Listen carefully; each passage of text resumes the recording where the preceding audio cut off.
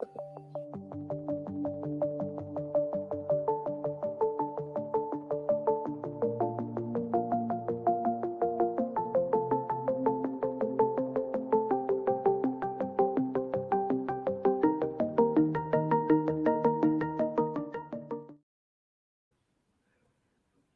and welcome to Life.EV, a podcast that delves into exploring values.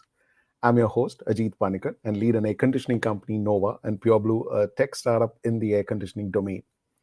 Join us every Saturday at 11 a.m. for conversations that go beyond business growth, focusing on the values that fuel it. Let's embark on a journey to uncover our true purpose and how we can grow by enriching our lives. Welcome to Life.EV, where we explore values in life and business. As always, I have with me Vivek Asrani. Hi, Vivek. How are you doing? Hi Ajit, good to be back on your show. Yes, episode number 35. Wow.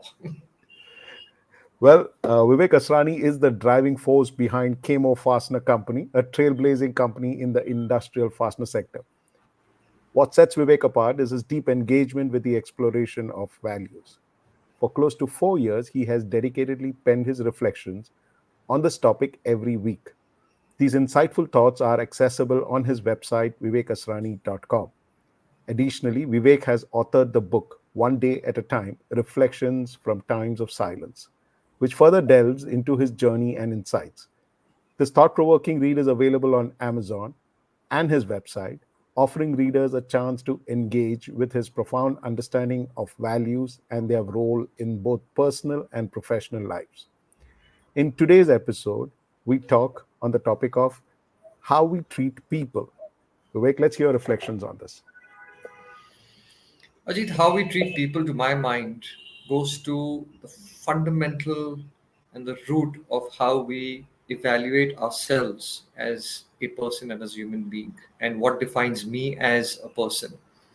When I ask myself that question, that what defines me as a person and what defines my life, and at the end of my life, how would I like to look at it, and what are the things I would like to see, chances are that the first things that come to mind would be how successful I've been, how strong my relationships have been, what I made out of my life.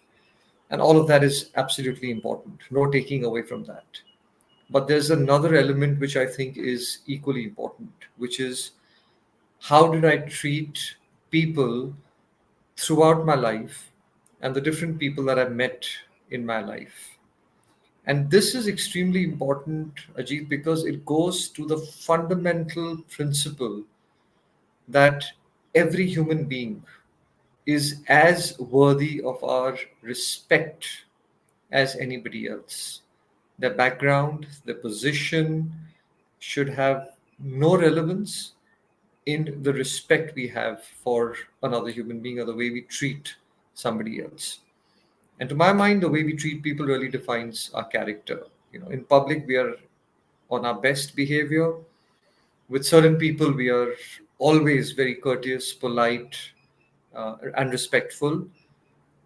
But is that the case in every conversation, with every interaction at all levels? That, to my mind, was a very strong feeling which triggered off this reflection. And in this reflection, Ajit, I have really asked questions of myself, and saying that the first question I asked was that, do we sometimes give people the feeling that they are not good enough? Very often in the workplace, we may be either more knowledgeable, a little more talented. It can happen. But do we then come from a paradigm of superiority and give others a feeling that they're not good enough? Just the words we use, or the tone we use, or the way we talk to them in front of others. And sometimes we don't realize it, Ajit, that we can get very dismissive of people who are probably not matching up to our expectations. The second question I've asked is that, do we change our attitude when we meet people who are in a position, who are more popular, more powerful, or more prosperous than us? We often use the word, we look up to people. I think it's always good to be inspired by other people's successes and some of their achievements, and learn from that. And yes, of course, it's always good to be respectful and courteous, but not only to those who are more powerful, prosperous, or in a position. We need to do that with everybody, including the person who, in a hotel or a restaurant, opens the door for us, right? Or it could just be the security guard in the building who's holding the lift for us sometimes. I mean, that person is as much a human being as the CEO of the biggest company that you might meet, or a huge politician that you might be interacting with. The attitude with which we deal with them, that should not change, right? So that was the second question I asked. The third was, do we sometimes use our own position uh, and to our well, not only to our advantage, but where we don't sometimes realize, and it goes back to empathy and compassion, which we spoke about in the last podcast, if you remember, which we did. A lot of people who work with us are dependent on us, and just because they're dependent on us does not give us the license to treat them with anything but respect, or it doesn't give us the license to talk to them with anger and a short manner, knowing that they're dependent on us. Okay, that's not the right thing to do. So how do we really treat people dependent on us? Sometimes you don't like some people, and in a larger setting we want to kind of exclude them without making it apparent. So there's a very subtle vibe we give them without, on the face of it, doing anything wrong.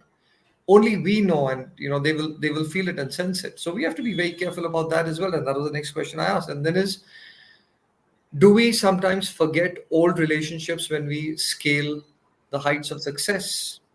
That some people who were part of our lives at one part, in our journey, and suddenly we've got a different, we're at a different level, right? We might find ourselves. Now, when I say the word different level, I'm saying that in a very responsible manner.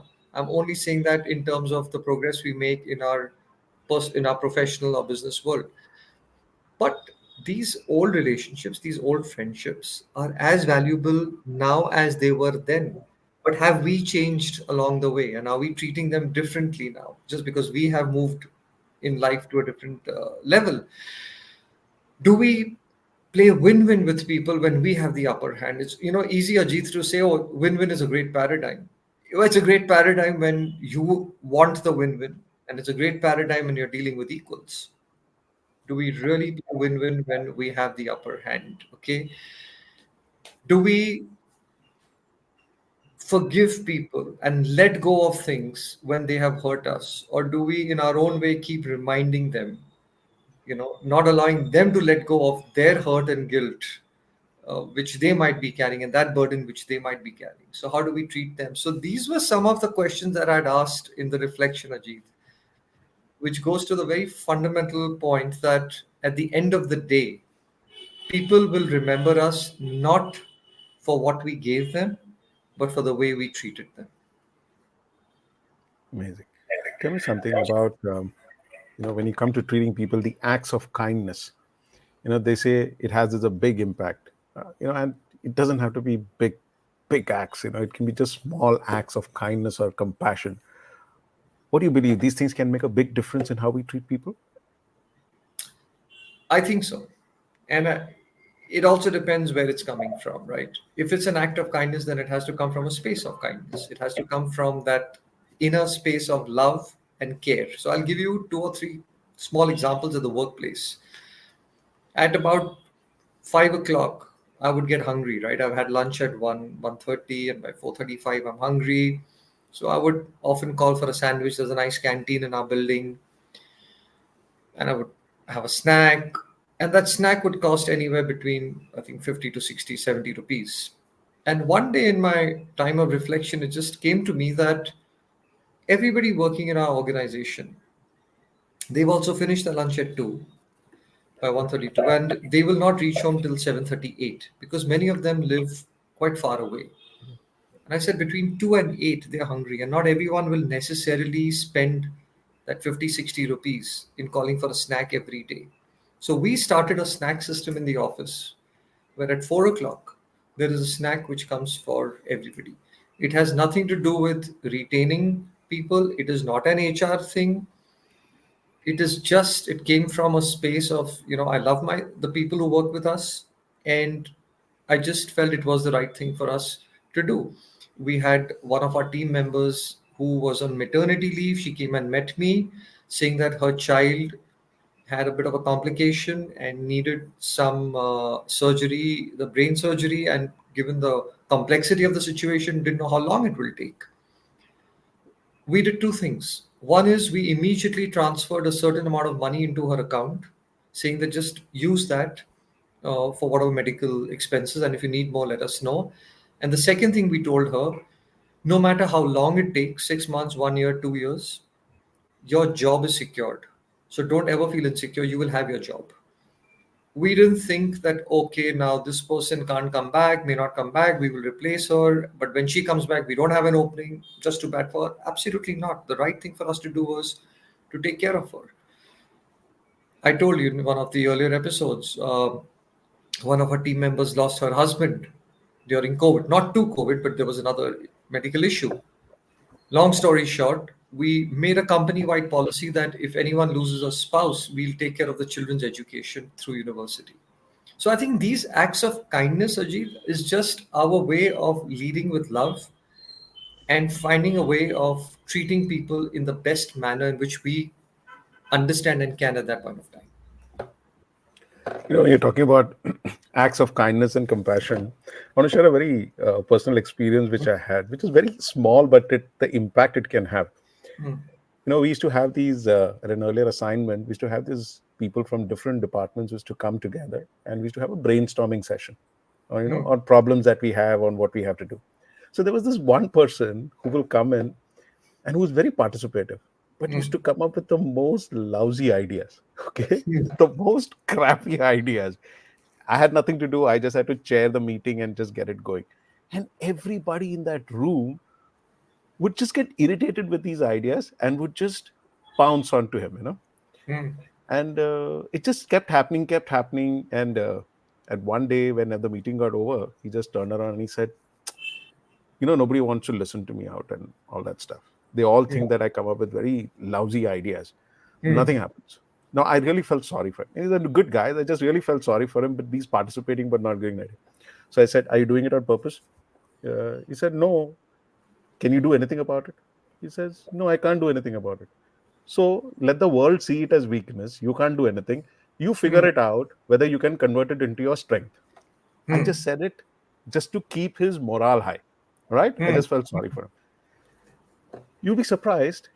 I think over a year or so, we kept working, and this guy turns around to be one of the best salesmen. Okay, he's month on month, he's actually done and he's become a best salesman. So, in one of the meetings, I just kind of again brought out and I said, "How did you turn around this so much?" He just turned around and said, "You remember you told me convert it into your advantage?" uh, I had become immune to all this criticism. So I said, "Hey, I can keep going on and keep giving suggestions again and again. So I know how to handle customer who keep saying no, and I'm very persistent. They call me thick skinned, but I don't care. I get my business." And mm. I was like, "Oh my God." It's just that it's a small thing. You don't realize it, but just being nice to that person at that time. And I did it with just an intent to keep his morale high because he was feeling awkward. And look at how he just used it to his advantage. Just and I think that's the whole small aspect of, you know, how do you treat people in terms of small acts. And this also goes into business. Don't you think also how we treat our customers impacts the success and the reputation of our businesses? I mean, absolutely. And I think all of us running a business say that as a mantra, right? That customer is king and all of that, and we're here to serve the customer. I think it's important, Ajit, to demonstrate that out of our comfort zone. So I remember, had a situation where Hyundai was setting up their plant in Chennai, Sriperumbudur, and we were the first suppliers of their fastening equipment, and we gave them delivery at 11:45 p.m. I remember taking that 7 o'clock flight from Bombay, landed in Chennai at 9, and we gave them delivery at 11:45 because next day their line was going to start. Right? They're still our customers today. It's been more than 25 years. Not only because of that one incident, but I think because of that one incident, we set the tone in our own company for just being that way with our customers in every which way, right? Uh, and then I'll tell you also, Ajit, what happens. It moves beyond customer to other stakeholders. So we have when raw material comes in, we have these men who carry the raw material into the shop floor. They are like an outsourced contract laborers, and they are paid a certain amount for it, right? But it's heavy stuff. So what we've done is we've said, look, you'll get paid whatever we've agreed. That's one side of it. But at the end of that whole 2 hours of putting the material in, we sit them down, we get them a snack, we get them a cup of tea, and we've said you worked hard, and this is, we want you to eat something before you head out. It's not contractual, but it's just part of treating somebody that, listen, hey, I would do that with anybody I know well, right? Uh, I remember we were sitting at Starbucks once, and I think it was the prime minister who was visiting, or one of these very senior ministers, and therefore these cops were on the road from 7 in the morning, high security near Nariman Point. And these two lady constables, they walked in, they used the washroom, and they were just leaving. We just asked them that, hey, how long have you been standing out there? And that's how I know, huh? She said we've been out there since 7 in the morning, and I was there at about 11:30. I said we'd like to drink something. So they looked at each other, a little unsure and shy. I said, the cold coffee here is nice. So they said, ha, coffee chalega, thanda coffee. So we just got them a coffee, right? Uh, it's a standing rule in our office. Whenever a courier or the postman comes, they will sit them down, ask them for a glass of water, and offer them a cup of tea. Now, I think, to my mind, this just in a way defines who we are as people, right? Amazing. And I think there are some fascinating stories. One of the stories that really still inspires me is the Taj, how they actually took care of their people when 26/11 happened. And during those attacks, that story is so inspiring. How they actually stopped being a company. That entire company became a person. They just personified, and then how they actually ended up treating their customers, their staff, and taking care of them. It's like a story to tell and get inspired by. Do- Yeah. What are your thoughts on such companies like this? Do you have stories like this that have inspired you? Yeah. Well, but I mean, I can give you some of my own experiences on this, Ajit. When you were speaking, and I was thinking about that, we keep talking about treating people as a very soft emotion.